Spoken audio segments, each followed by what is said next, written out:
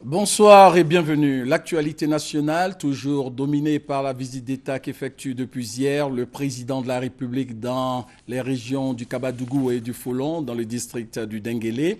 Rappelons qu'Alassane Ouattara est arrivé hier à Odiéné, capitale du Denguélé, pour 5 jours d'échanges directs avec les populations de ces différentes régions.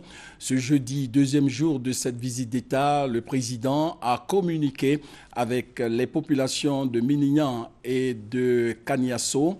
Comme dans les autres régions qu'il a visitées, le président de la République a parlé de développement, de paix, de cohésion sociale, de réconciliation.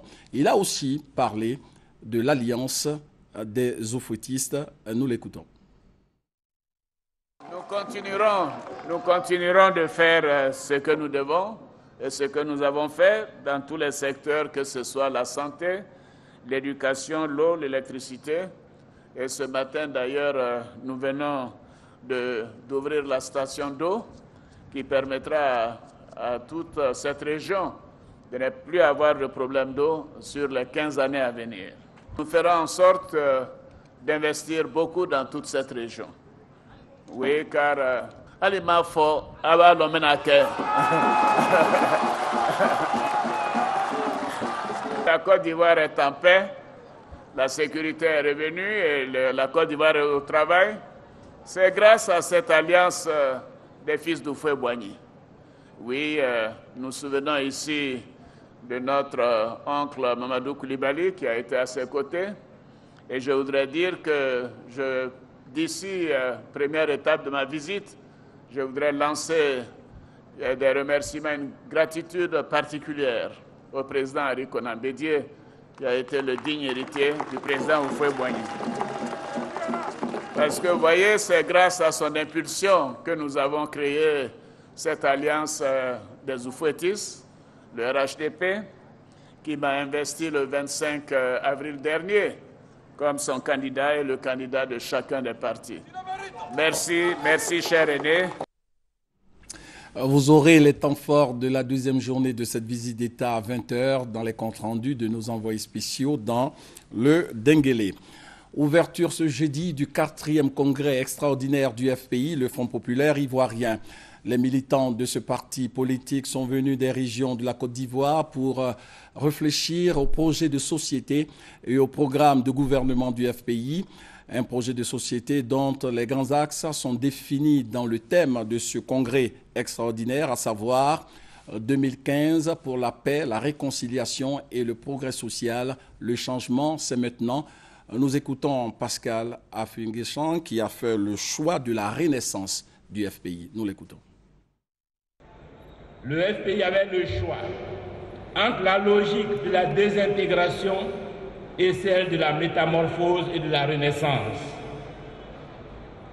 Instruit de ce que les catastrophes sont rarement le fruit du hasard, que le temps des crises est dans l'histoire un temps d'inventaire, d'invention et de créativité, nous avons fait le choix de la renaissance.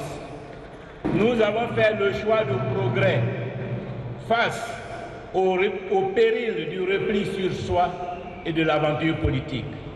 Oui, le changement maintenant pour l'avènement d'une Côte d'Ivoire démocratique, libre, prospère et solidaire, c'est sur cette note, une note de changement, que je déclare ouvert le 4e congrès extraordinaire du Front populaire ivoirien.